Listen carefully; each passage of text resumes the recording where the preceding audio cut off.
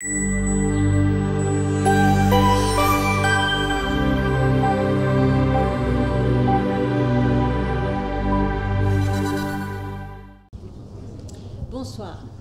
Bonjour. On n'est pas encore le soir. Comme vous voyez, aide-moi à faire seul. Ça vous rappelle peut-être quelque chose. Non, ne m'aide pas. Mais si, écoute, tu vois bien, tu ne vas pas y arriver. Non, tout seul. Voilà. Et aussi loin que je peux me souvenir, j'ai toujours été touchée par la vie des autres enfants. Même déjà à 4 ans, je revois un petit garçon qui était avec moi en pension, qui avait 2 ans, et qui ne voyait ses parents qu'une fois par an, et même peut-être pas du tout, je ne sais plus, c'était un peu flou, et il avait toujours le sourire. Et je le revois, tout sourire, voilà. Par la suite, je suis devenue éducatrice, et je me suis intéressée à différentes pédagogies, comme Steiner, Freinet, et bien sûr de Crowley, toutes sortes, puisqu'il y en a énormément. Mais la personne qui m'a le plus interpellée, touchée, était Maria Montessori, qui a su, à mon sens, mettre en évidence cette demande de l'enfant « aide-moi à faire seul ». Elle a su prouver que l'instinct de l'homme était d'agir seul, que l'enfant était en perpétuelle conquête de l'indépendance. Et n'oublions pas que l'indépendance est le don naturel qui le conduit vers la liberté. Pour y répondre, cette pédagogie met à la disposition de l'enfant un environnement structuré. Vous imaginez une salle avec différentes activités et où c'est à la fois sécurisé, où l'enfant bien sûr ne risque pas de se faire mal. Il a différents petits plateaux avec différentes possibilités de travail, mais vraiment de travail, comme nous les adultes, hein, on les prend au sérieux. Et l'enfant est autonome dans cet espace. Il peut exercer son besoin de faire seul et se dire qu'il est capable seul et en même temps exercer à son rythme, librement. Et ce qui fait dire donc que l'environnement reste le meilleur enseignant et que l'enfant a besoin d'objets pour agir. Ils sont comme un aliment pour son esprit. Effectivement, l'homme a besoin d'agir sur les objets et il se trouve que les objets agissent également sur lui. Parce qu'en fait, l'enfant construit son cerveau, finit de se construire grâce à ça dans sa petite enfance, mais par la suite, nous aussi, nous avons besoin d'agir avec nos mains. Il n'y a pas que les écrans, on fait encore beaucoup de choses, heureusement. Et donc, vous allez me dire peut-être, bah oui, c'est bien joli de laisser les enfants faire leurs expériences à leur rythme, mais dans la vie, il y a le stress, et puis dans notre société, tout va vite. Alors, il faudrait peut-être qu'ils prennent quand même l'habitude d'aller vite. Et non, si on laisse le temps aux enfants d'apprendre au moment où c'est le moment pour eux d'apprendre, excusez-moi, et bien plus tard, ils seront d'autant plus capables d'aller vite. Parce qu'à adultes, ils auront intégré, donc ils n'auront plus besoin de temps, justement. Ils sauront mieux s'adapter. Et l'enfant d'aujourd'hui, donc, si c'est important, enfin, la raison pour laquelle je vous en parle, c'est qu'en fait, ce sera quand même l'adulte de demain. Et c'est, contrairement à ce qu'on croit parfois, ce n'est pas l'adulte qui construit l'enfant, mais c'est l'enfant qui se construit lui-même. C'est en fait dans la petite enfance aussi qu'on peut se rendre compte du premier groupe de tendances humaines qu'on retrouve après toute notre vie, qui perdurent tout au long de notre vie et qui sont, par exemple, l'exploration. L'enfant, à sa naissance, c'est la vue qui commence à se développer et l'enfant, si vous le regardez, si vous l'observez, il regarde partout, il s'imprègne par la vue, il explore. Par la suite, quand il commence à crapahuter à 4 pattes, là, je pense que vous l'imaginez très bien, qu'il va courir partout et qu'il va commencer à toucher à vos affaires. Et là, vous allez oublier que c'est son naturel que d'explorer et vous allez dire « Non, non, touche pas, attention, ah non, oh là là, oh, non, non, fais pas ça ». Et puis, l'enfant vous regarde étonné et en même temps, il commence déjà à être frustré parce que, évidemment, il ne comprend pas, hein, il n'a pas encore développé ce qu'il faut pour comprendre. Il a besoin, lui, d'explorer. Ensuite, il a besoin aussi de s'orienter. Donc, moi, j'ai remarqué, par exemple, quand il part à 4 pattes, c'est à ce moment-là que je l'ai le mieux remarqué, quelquefois, il se retourne tout d'un coup, et on se demande pourquoi. certainement qu'il intègre l'orientation. Et puis l'ordre. L'ordre, c'est vraiment... Alors là, je pense que dans notre société actuelle, on est assez fâché avec l'ordre. Tous les enfants que je vois sont dans un désordre et certains parents me disent même tout à fait franchement « Ah ben nous, chez nous, c'est le fouillis, mais bon, c'est comme ça. » D'accord. Sauf que l'enfant a besoin d'ordre. Hein. La construction de l'enfant, on pourrait le comparer à une maison. Quand vous construisez une maison, vous ne commencez pas par la décoration, vous commencez par des fondations qui sont ordonnées, qui sont brutes, pas très jolies, simples. Et l'enfant, c'est ça, il a besoin de découvrir et de manipuler des choses simples, ordonnées, structurées. Et ça lui permet de mettre de l'ordre et de se structurer intérieurement.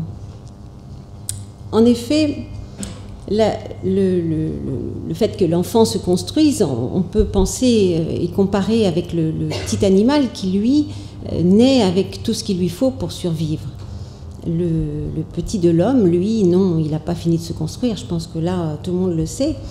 Et ça fait dire à Maria Montessori, ça faisait dire à Maria Montessori que le petit animal serait fait en série et que l'homme serait fait main. Et c'est intéressant parce que, effectivement, la survie du petit animal dépend de sa complète indépendance. Or, pour l'enfant, l'indépendance, la possibilité de faire quelque chose seul, dépend de son comportement psychique. Et là, c'est aussi une partie qu'on oublie souvent. Ce psychisme se construit grâce à la possibilité qu'il a, grâce à son environnement, de développer sa confiance en lui.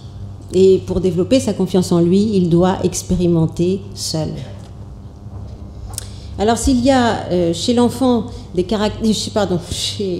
S'il n'y a pas, chez l'enfant des caractères préétablis comme chez les animaux, il y a en lui des potentiels déterminés pour les construire. Alors par exemple, dans la période de 0-3 ans, toujours, puisque c'est une période qu'on connaît quand même assez mal, en tout cas en France, c'est l'esprit absorbant. On dit qu'il a un esprit absorbant parce qu'en fait, il absorbe absolument tout depuis sa naissance. Tout ce qu'il entend, tout ce qu'il voit, tout ce qu'il reçoit comme émotion, toutes sortes de choses, il s'en imprègne. Et il n'a pas la possibilité de dire non, ça j'ai pas envie, ça m'intéresse pas. Non, il prend vraiment comme une éponge. Parce qu'en fait, ce qui lui permettrait de décider de prendre ou de ne pas prendre, ce serait son cervelet qui est le siège de l'imaginaire et surtout du raisonnement, de la pensée. Et ce cervelet se construit qu'à partir du 6e mois. Il se construit assez vite jusqu'au 14e, 15e mois, et puis ensuite au ralenti jusqu'à 4-5 ans. Donc vous imaginez toute cette petite enfance sans le raisonnement. Et quand on s'imagine tout ce qu'on peut leur prêter comme intention lorsqu'ils font des choses en vous regardant et on se dit « Ah, là, je suis sûre qu'il a fait exprès » ou « Ah, mais je suis sûre que... » etc. Bon, mais en fait, non, il est tout simplement dans son exploration, dans son besoin d'orientation et dans son besoin d'ordre. Ce qui lui permet ensuite donc de faire tous ces apprentissages, c'est une grande énergie. Ça, c'est propre aussi à l'enfant de cet âge. Il a une énergie qui fait dire de lui qu'il est une boule de lumière. Et c'est vrai que passé 3 ans, on sent moins cette énergie. Il est tellement plein d'énergie qu'en fait, il fait plein d'efforts en permanence. Sa vie est faite d'efforts. Et dans sa première période de vie, ce n'est pas donc encore sa volonté qui le pousse vers l'indépendance, mais cette énergie de la vie. Ce qui fait qu'il n'a pas ce sens de l'effort que nous, adultes, nous avons, cette espèce de contrainte, de lourdeur par rapport aux efforts, et pour tous les gens qui font de l'aérobic et qui se forcent à suer. L'enfant, lui, pour lui, l'effort, c'est vraiment la joie. Il passe sa vie dans les efforts. Imaginez un tout petit, vous observez un tout petit de 6 mois pendant un quart d'heure, quand il commence à faire des petits mouvements, par exemple, juste pour se retourner. Et il est en train de gazouiller, il est tout joyeux, et puis voilà, il fait ses petits mouvements. Refaites la même chose, et vous allez voir que vous serez en train de suer au bout du quart d'heure. Alors, cette énergie lui permet aussi d'emmagasiner tout ce qu'il emmagasine de 0 à 3 ans, parce que si nous, adultes, nous devions apprendre tout ce que lui apprend de 0 à 3 ans, il nous faudrait 40 ans. Alors, bon, ça fait beaucoup.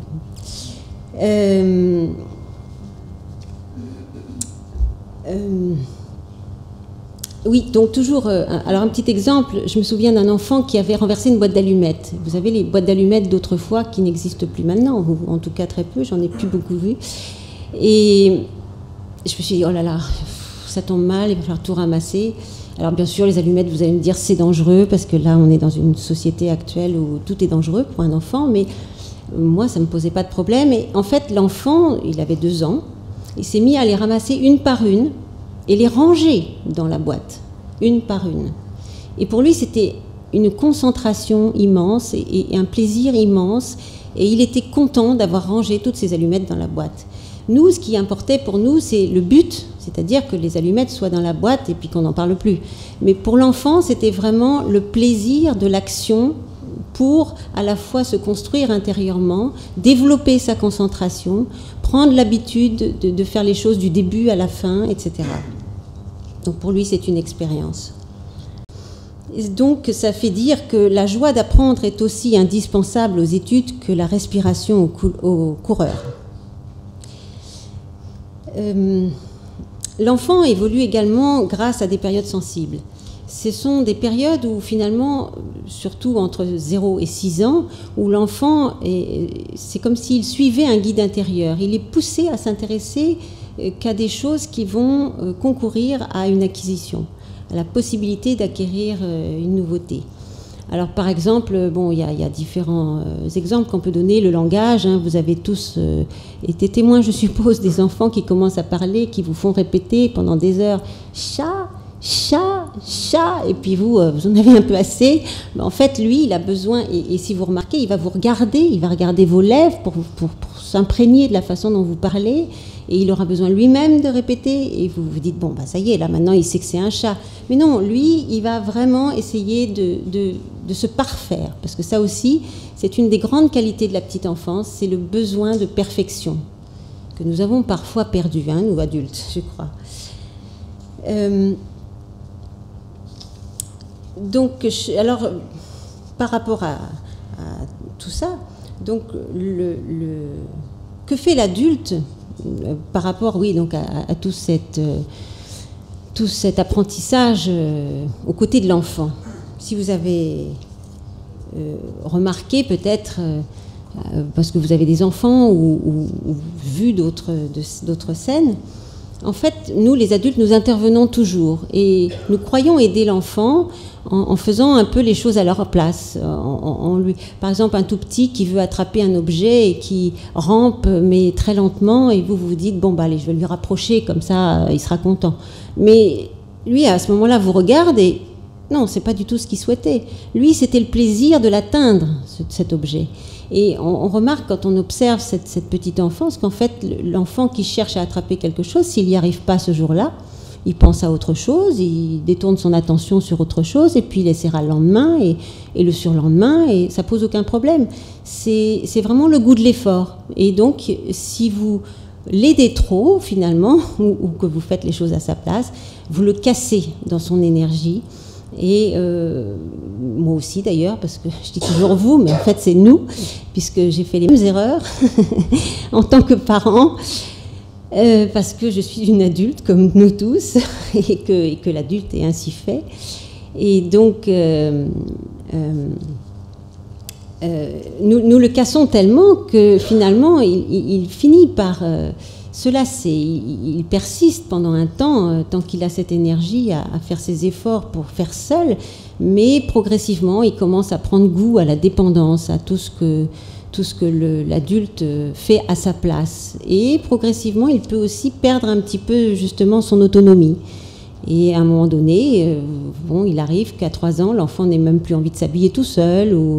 Et là, vous lui dites, bah alors, t'as 3 ans, il faut que tu t'habilles tout seul maintenant, t'es capable.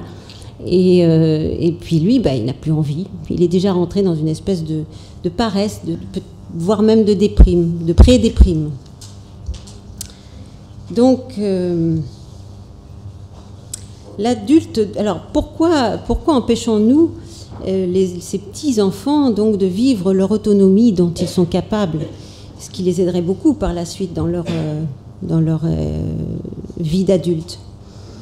Avant tout, bien sûr, par inquiétude, par peur, évidemment, mais aussi par méconnaissance. Je pense que beaucoup de choses nous échappent et que moi-même, lorsque j'ai été parent, il y avait des tas de choses que je ne savais pas et évidemment, voilà. Donc c'est important pour moi de le répandre. L'adulte aujourd'hui n'est-il pas en même temps l'enfant d'hier ? Toujours en quête d'autonomie. Nous croyons que nous avons confiance en nous, mais est-ce que vraiment nous avons confiance en nous? Est-ce que parfois nous n'essayons pas de faire croire que nous avons confiance en nous? Là, vous avez un exemple. J'essaye. Et donc, tout ce parcours donc, de recherche d'autonomie fait que parfois, dans certaines situations, nous nous laissons influencer par des personnes qui nous sont, entre guillemets, supérieures, des spécialistes. Et alors là, on se dit, ben, oui, s'il nous dit ça, c'est sûrement qu'il a raison, parce que lui, il sait mieux que nous. Et ça vous rappelle peut-être quelque chose lorsque vous étiez petit et que on nous disait non, je vais le faire parce que ça, tu n'y arriveras pas. Non, c'est moi qui sais faire ça.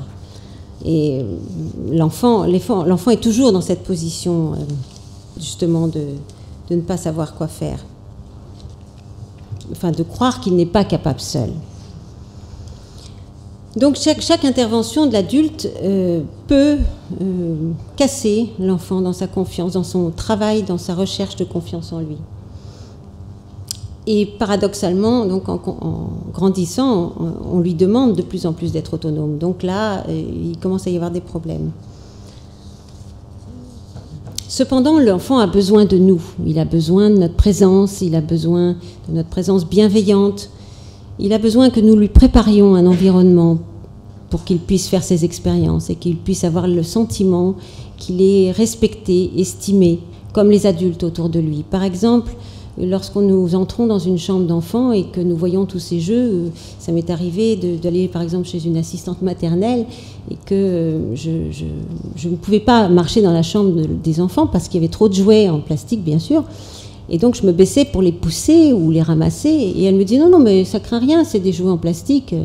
Alors comment voulez-vous qu'un enfant tout petit comme ça, qui est dans cette période d'absorption intense, ait envie ensuite de respecter vos objets si vous ne respectez pas les leurs?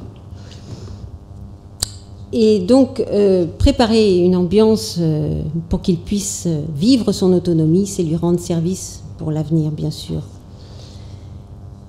L'éducation, j'en suis arrivée à penser que l'éducation doit se préoccuper du développement de l'individualité donc de l'enfant, plus que de lui donner toutes les notions sociales. Parce qu'en fait, on croit toujours qu'on va éduquer nos enfants, mais c'est l'enfant qui s'éduque tout seul en nous observant. Trop souvent, il est notre miroir. Et là, on se dit, mais j'avais une voisine qui me disait, mais qu'est-ce que j'ai fait pour avoir des enfants pareils? Mais c'est pas possible, mais c'est incroyable, mais tu te rends compte, mais c'est pas mes enfants, c'est pas possible. Et en fait, elle se plaignait que ses enfants hurlaient tout le temps. Et un jour, je la vois du haut de son balcon qui interpellait ses enfants en criant « Fais pas ci, fais pas ça » dans la cour. Donc effectivement, comme disait ma mère, les chiens ne font pas des chats. La seule vraie liberté, donc, pour un individu est d'avoir la possibilité d'agir de façon autonome. Et merci pour votre patience.